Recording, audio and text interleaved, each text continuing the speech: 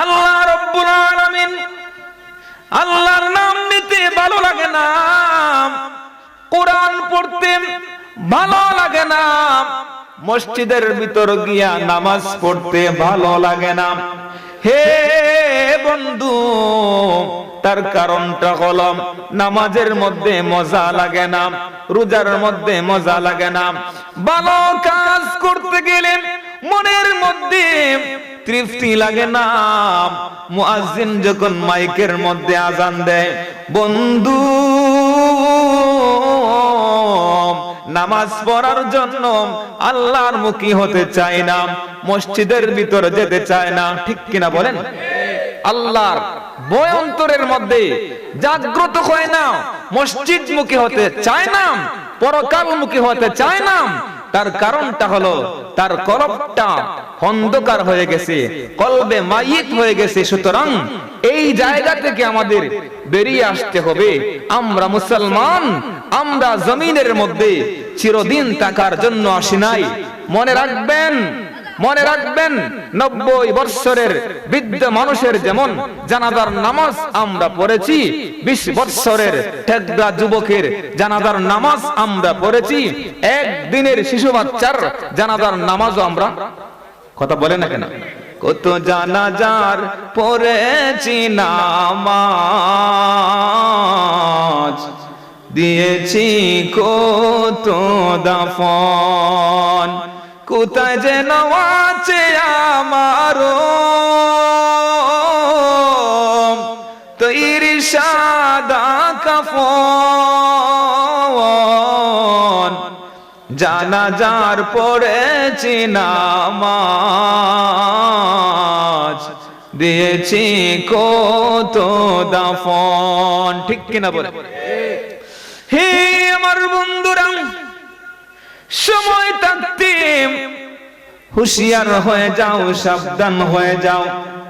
মনের মধ্যে কেন মজা লাগে না, মনের মধ্যে কেন তৃপ্তি লাগে না রে বাবারা?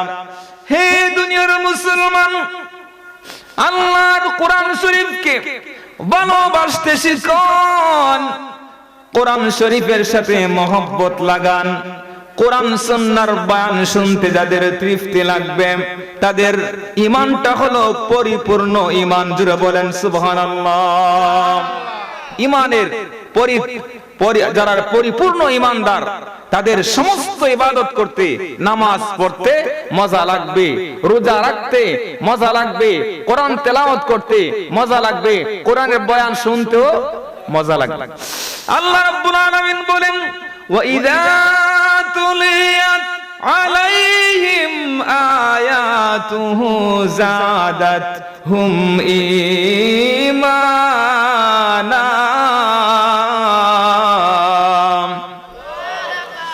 রব্বুল আলামিন বলেন, ঈমানদারের সামনে যখন কোরআন তেলাওয়াত করা হয়, তাফসীর করা হয়, তরজমা করা হয়, ঈমানদার বান্দার শুনতে ভালো লাগে, মজা লাগে, তৃপ্তি লাগে।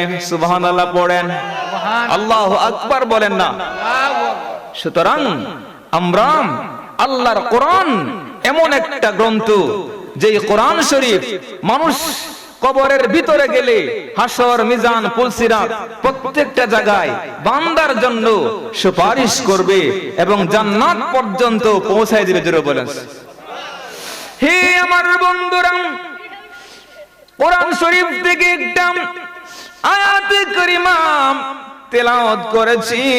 আল্লাহ বলে দিয়েছেন, ইয়া আইয়ুহাল্লাযীনা আমানু কু আনফুসাকুম ওয়া আহলিকুম নার। আল্লাহু আকবার বলেন।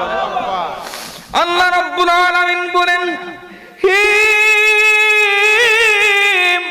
ঈমানদারগণ, আল্লাহ ঈমানদারগণ বলে যখন সম্বোধন করেন, হয়তো একটা আদেশ করবেন, নাইলে একটা নিষেধ করবেন। যতবার আল্লাহ ঈমানদার বলে ডাক দিয়েছেন, হয়তো একটা আদেশ করেছেন, নাইলে একটা নিষেধ করেছেন।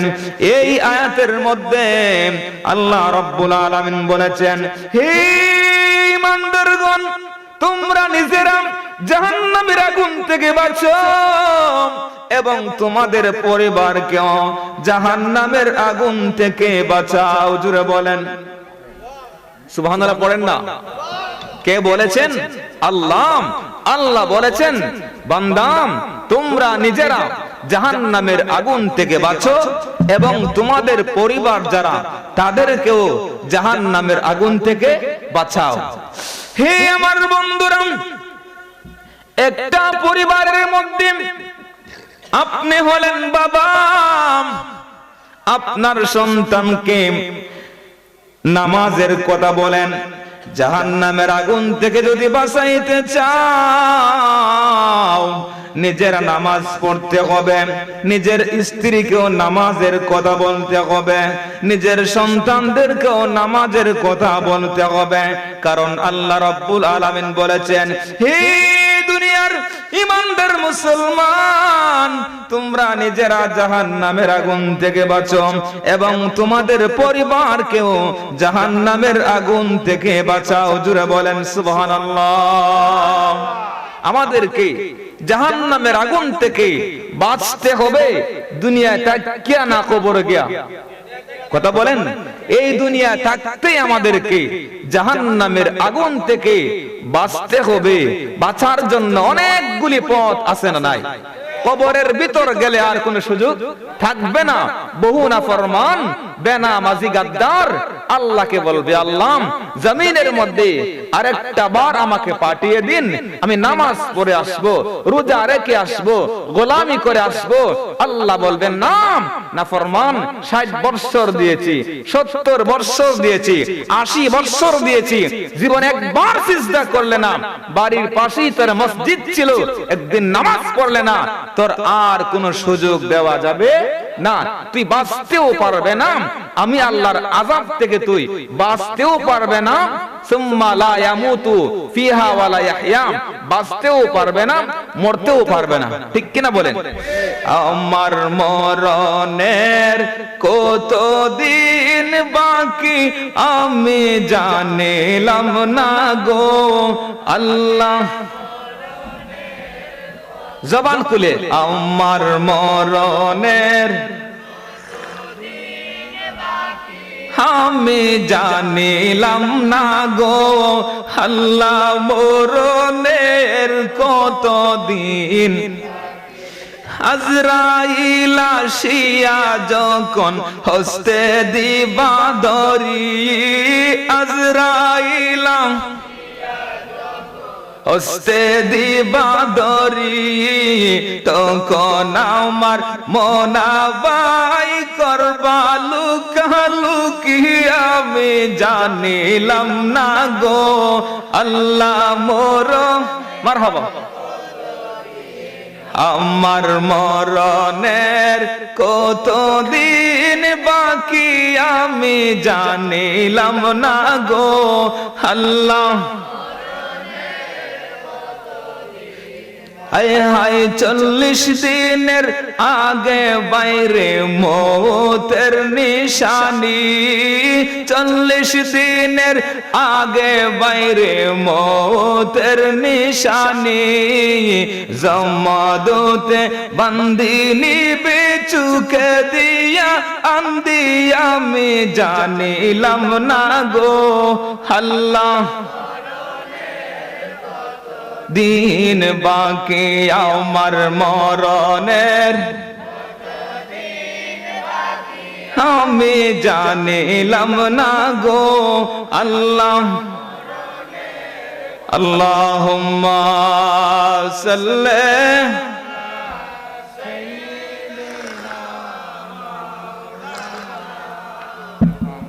ওয়া আলা আলি সাইয়্যিদিনা। বাবারাম, দুনিয়ার আগুনের চেয়ে জাহান্নামের আগুনের পাওয়ারটা কম না বেশি?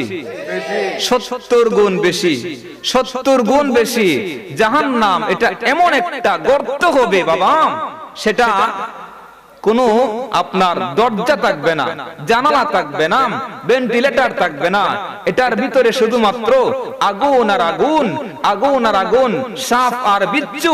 এমন একটা সাপ, ওয়ালাউ আন্না ওয়াহিদা মিনহা নাফাখা ফিল আরদি মা ইন বাতাত হাদরা, একটা সাপ যদি জমিনের মধ্যে হাত করে একবার শ্বাস ফেলাতো তাহলে গোটা জমিন জ্বলে সারকার হয়ে যেত। নাউজুবিল্লাহ। আরো জোরে বলেন। এই জাহান্নামীদেরকে যেই পরিমাণ আপনার রক্ত দেওয়া হবে, পুজ দেওয়া হবে, গরম তেল দেওয়া হবে, এগুলা গিসলিন বানিয়ে শরবত বানিয়ে পান করার জন্য দেওয়া হবে, শাস্তি ভোগ করার জন্য।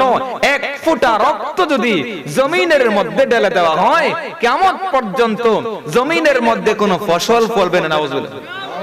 আরো জোরে বলেন। হে আমার বন্ধুরা, এই জন্য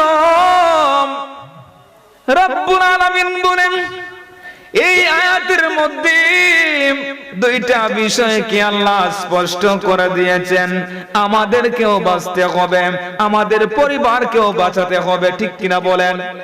এই জন্য অনেক পরিবারের মধ্যে স্বামী নামাজ পড়ে, স্ত্রী নামাজ পড়ে না। অনেক পরিবারের মধ্যে স্ত্রী নামাজ পড়ে, স্বামী নামাজ পড়ে না। আছে না নাই? সুতরাং আমাদেরকে এক নম্বর দায়িত্ব হলো ঈমান আনার পরে সর্বশ্রেষ্ঠ ইবাদতের নাম হলো নামাজ। বলেন না নামাজ।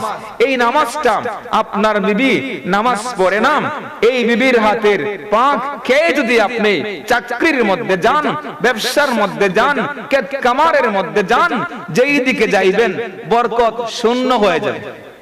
বলেন না, বরকত শূন্য হয়ে যাবে। আর নেককার স্ত্রী যদি আপনার সকালবেলা ফজরের নামাজ পড়ার পরে আপনাকে নাস্তা বানিয়ে দেয়, খাবার প্রস্তুত করে দেয়, এই খাবারকে আপনি যেই দিকে যাইবেন সেই দিকে আলোকিত করবেন, সেই দিকে বরকত মণ্ডিত করে দিবেন কে? এই জন্য নবীজি বলেছেন আদ-দুনিয়া কুল্লুহা মাতাউন ওয়া খায়রু মাতা'id দুনিয়া আল মারআতু সালিহা। দুনিয়ার সবকিছু হচ্ছে ভোগের বস্তু, সবকিছু নিয়ামত, কিন্তু সমস্ত নিয়ামতের মধ্যে সর্বশ্রেষ্ঠ নিয়ামত হলো একজন নেককার স্ত্রী, নামাজি স্ত্রী। জুড়ে বলেন।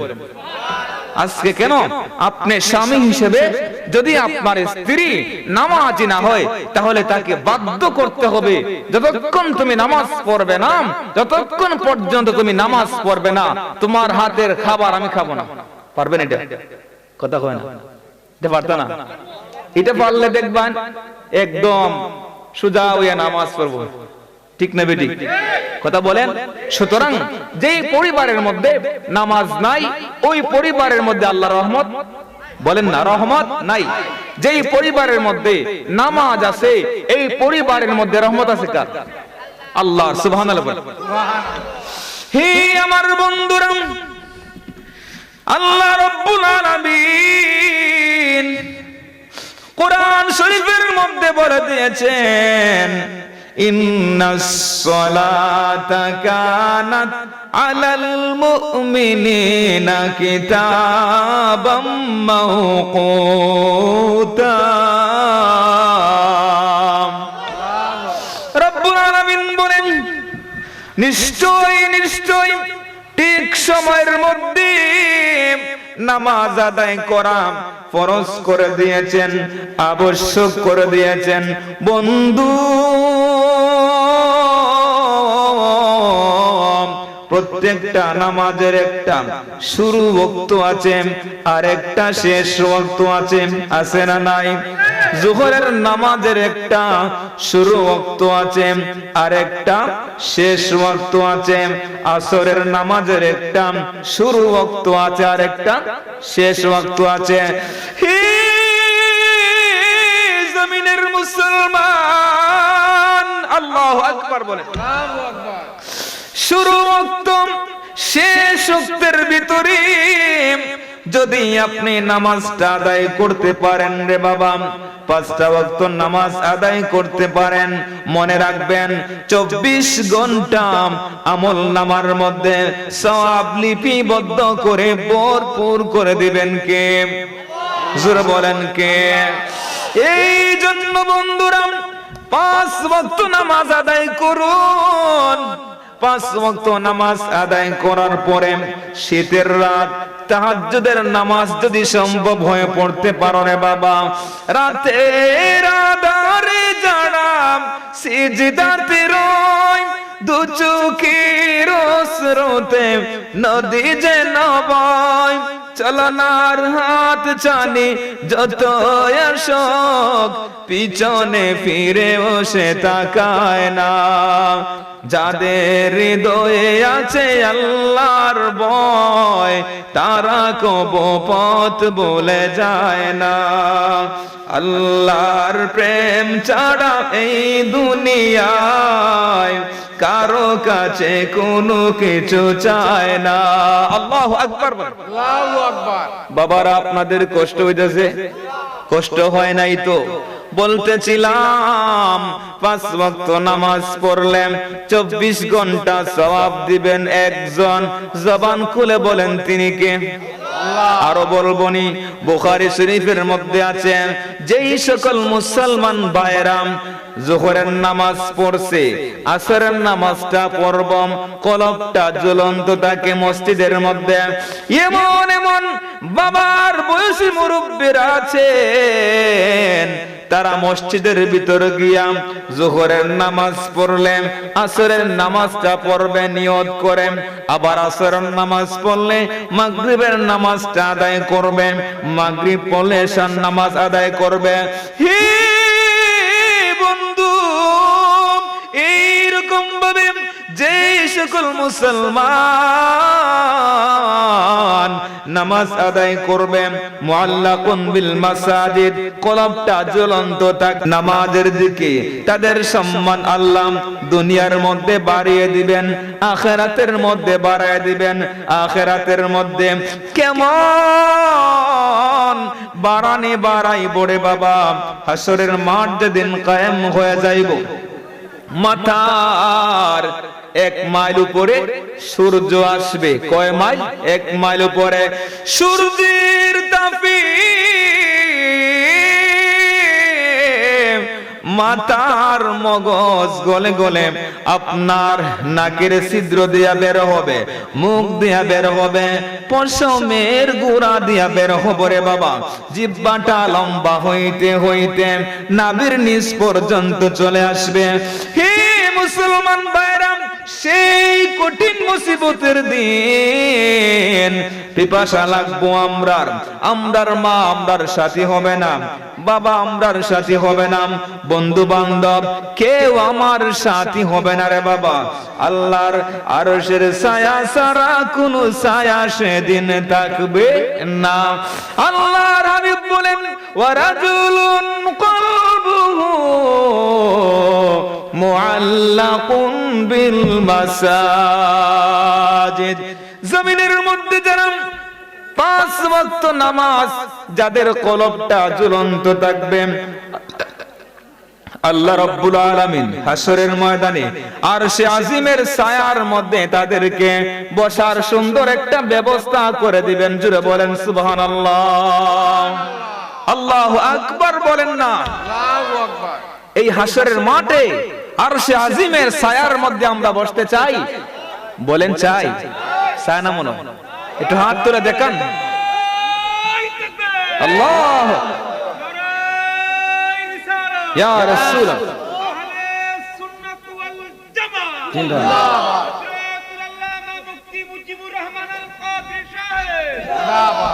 বাবারা শুনেন, এই নামাজি বান্দা, এটা তো মাত্র সামান্য একটা পুরস্কারের কথা বললাম।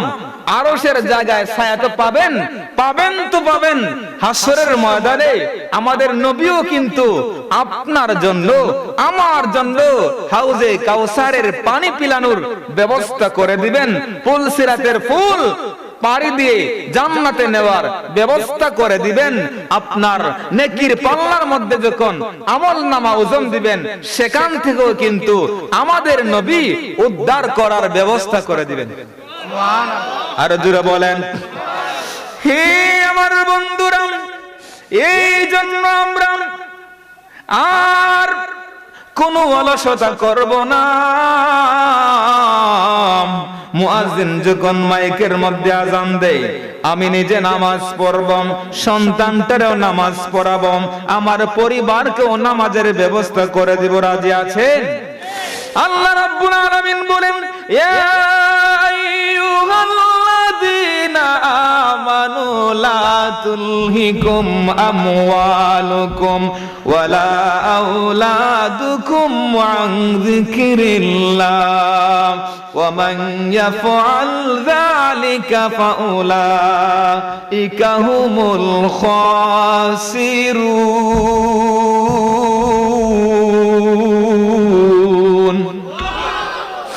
আল্লাহ রাব্বুল আলামিন বলেন, হে ঈমানদার বান্দারা,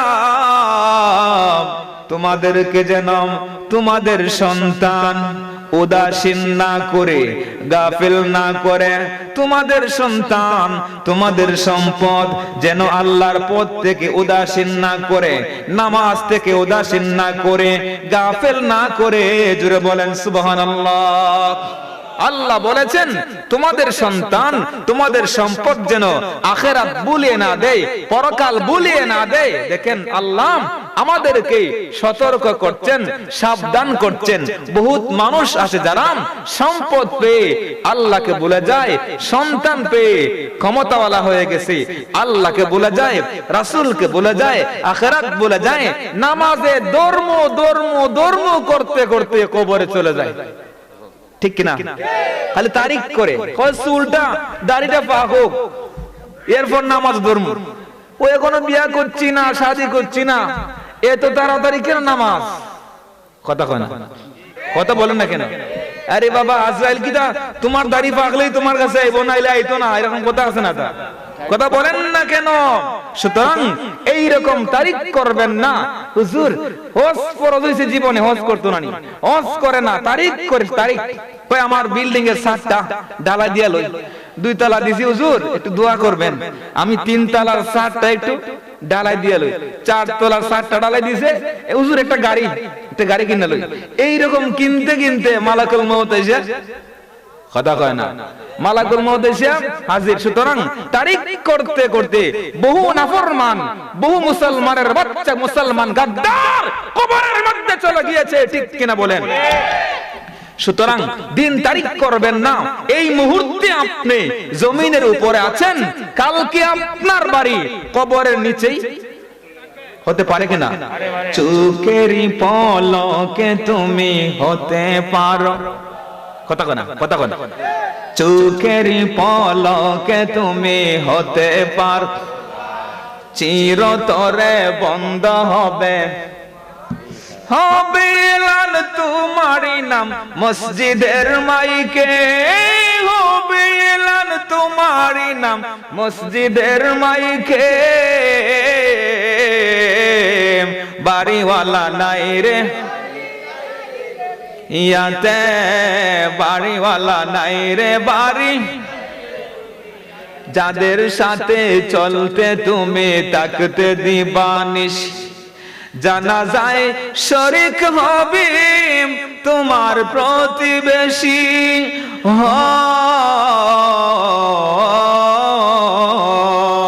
স্বজনেরা নিয়ে যাবে,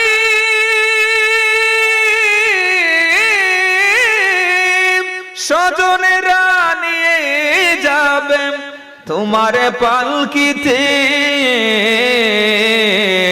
বাড়িওয়ালা ইয়াতে, বাড়িওয়ালা নাই রে বাড়ি। হে আমার বন্ধুরাম, হে আমার আব্বাজিরাম, 2টা পায়ের মধ্যে হাত রেখে আমি ছোট্ট একটা মানুষ, আপনাদের এলাকার সন্তান, ছোট্ট একটা মানুষ, যুবক ভাইগুলোর হাতের মধ্যে ধরে বলে দিয়ে যায়, মা বোনদেরকে বলে দিয়ে যায়, যা হওয়ার হয়ে গেছে, আজ থেকে একটা ওয়াক্ত নামাজও ছাড়বেন না গো মা, আজ থেকে একটা ওয়াক্ত নামাজও ছাড়বেন না গো আব্বাজি। আজকে আপনি এশার নামাজটা ছেড়ে দিলেন, আপনার জীবনে এই নামাজটা আর কোনোদিন ফেরত আসবে না রে বাবা। হে বন্ধু, কেমন কিয়ামতের ময়দানে এই হিসাব, এই ওয়াক্ত নামাজটা আপনি কেন ছেড়ে দিলেন, কেন পড়েন নাই, হিসাব দেওয়ান লাগবো নি? কথা বলে না ও বন্ধু। আর তারিখ করবেন না, হজ আপনার উপর ফরজ হয়ে গেছে, হজটারে আদায় করে নেন রে বাবা। নামাজ আপনার উপর ফরজ, নামাজটা আপনি পড়ুন। আপনার বিবি যদি নামাজ না পড়ে, ওই বিবি রাতের খাবার আপনি খাবেন না। রাজি আছেন নি? কথা কয় না। আর মা বোনরা আপনাদেরকে বলে দেয়া যায়, স্বামী যদি নামাজ না পড়ে আপনি খাবার দিবেন না। কথা কয় না। এইটা করলে দেখবা নামাজ পড়তো না আবার বেড়া, একবার দুইবার যখন উপবাস থাকবো দেখবা নামাজ পড়তো না আবার সোজা হয়ে যাবো। কথা কয় না। এইগুলি তো আমরা বাবারে, এই জিনিসগুলো আজকে আমাদের করার দরকার আছে না নাই? বিয়া করাইবার সময় কিটা করে দেখে দুই চারটা বিল্ডিং নিয়ে আসে। আগের জামানায় আমরার বাপ দাদারা কি করতেন, দেখতেন বংশ দেখতেন, ধার্মিকতা দেখতেন, বাবাটা নামাজি ছিল কিনা, বেলাকুলুফ ব্যবহার করছে কিনা, আগে বাথরুম আমায় দেখতো। আর এখন গিয়া দেখে বিল্ডিং এ দুইটা আছে, ছেলেটা নিয়ে হ্যাঁ টাচ করা আছে, আমেরিকা ইংল্যান্ডের চিন্তা করে করে মাইয়ারে বিয়া দে, শাড়ি দে, টাকার লোভের মধ্যে পড়ে ধার্মিকতা দেখে না, কলব দেখে না, তাকওয়া দেখে না। আর মাসের মধ্যে দেখেন 100টা বিবাহ হইলে 90টার মধ্যে সমস্যা আছে না? কথা কয় না, আছেন নাই? কারণ আল্লাহর রহমত থাকে না, রহমত না থাকার কারণে আজকে বিবাহ বিচ্ছেদ হয়ে যাচ্ছে, পরকীয়া বেড়ে যাচ্ছে, স্বামী স্ত্রীর মহব্বত কমে যাচ্ছে। ঠিক কিনা বলেন? কষ্ট হচ্ছে আপনারা? তখন আলোচনা শুরু করছি না, কিন্তু সময় দেওয়া যাবে তো? হে আমার বন্ধুরা, হে আমার আব্বাজিরাম, আপনাদের খেদমতের মধ্যে বলে দিয়ে যাই রে বাবা, 5টা ওয়াক্ত নামাজ পড়লে আপনার লাভটা কি হবে? দুনিয়ার মধ্যে 3টা লাভ, আখিরাতের মধ্যে, কবরের মধ্যে 3টা লাভ, হাসরের মাঠে 3টা লাভ। 3 এ 3 6 আর 3 কইতাম নি? কইতাম। 1 নাম্বার লাভ হলো, হে আমার বন্ধুরা, আপনি যখন 5 ওয়াক্ত নামাজ আদায় করবেন, আল্লাহর রহমতের সামিয়ানার ভিতর ঢুকবেন, আল্লাহ তোমার উপর রহমত নাজিল করবেন, তোমার রুজির মধ্যে বরকত বাড়ায়া দিবেন, তোমার চেহারার উজ্জ্বলতা বাড়ায়া দিবেন, তোমার মুশকিলাত আসান করে দিবেন। আর জোরে বলেন, হে আমার আব্বাজিরা শুনেন, আপনি যখন নামাজের মধ্যে দাঁড়াইয়া আলহামদুলিল্লাহি রাব্বিল আলামিন এইরকম ভাবে যখন নামাজ আদায় করবেন, তাড়াহুড়া করে না, ধীরস্থির ভাবে নামাজ আদায় করবেন। আবার বহু নামাজি আছে নামাজ পড়া দুজকের মধ্যে যাবে, আবার নামাজ না পড়াও দুজকের মধ্যে ফাওয়াইলুল মুসাল্লিন, ওয়াইল নামক আগুনের কুণ্ডের মধ্যে যাবে।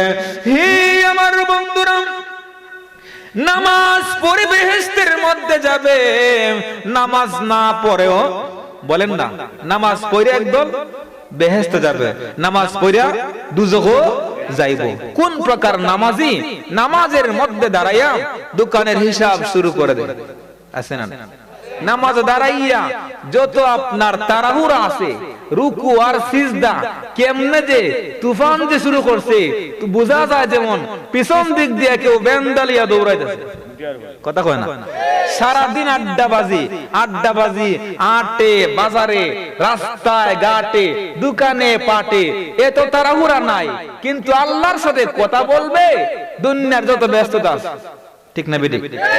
আড্ডাবাজি করার সময় তুই দেখো না, এর লাগে আমি সিটাঙ্গে বাসায় একখানা গজল হইল না, আড্ডাবাজি বার গরিব খবর গেলে, আড্ডাবাজি বার গরিব খবর গেলে, ডান্ডা মারিলে ঠান্ডা করিলে দুনিয়াতে ছিল যেন মনে কয় এন গরির এটিয়া পাইলে আরে দিও দুইটা পাইলে লয় তোলে এই মজা বুঝিত পারিবে এই মজা বুঝিত পারিবে মরিলে ডান্ডা মারিলে আড্ডা বাজি বার গরিব খবরত গেলে ঠিক কিনা বলেন হে আমার আব্বাজিরা আপনি যখন নামাজের মধ্যে দাঁড়াইয়া সূরাতুল ফাতিহা শুরু করবেন আলহামদুলিল্লাহি রাব্বিল